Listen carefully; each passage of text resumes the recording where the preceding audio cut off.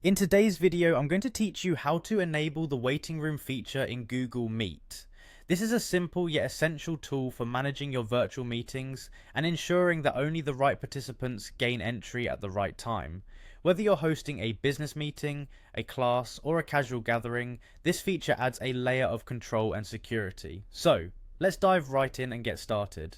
First things first, you'll need to head over to Google Meet. If you're familiar with Google's suite of applications, accessing Google Meet is straightforward. You'll typically find it by visiting meet.google.com or through your Google Workspace dashboard if you're using a corporate or educational account. This will land you on the main page where you can initiate your meetings. Once you're on the Google Meet homepage, look for the option that says Start an Instant Meeting. Clicking on this will launch a new meeting session right away. Google's interface is designed to be intuitive, so you should find this option prominently displayed as soon as you access the Meet homepage.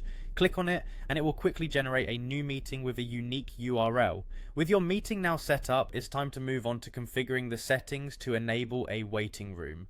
You're going to want to locate the Host Controls button. Generally, during your meeting, this option is positioned as part of the on-screen controls at the bottom or top right corner. Clicking on Host Controls opens up a variety of administrative tools that you, as the host, can control to manage your meeting environment more effectively.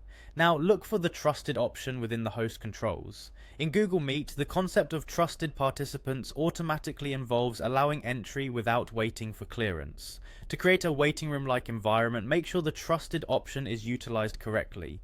When participants who are not on your trusted list attempt to join, they will effectively be placed in a waiting room where they wait for the host's approval to enter.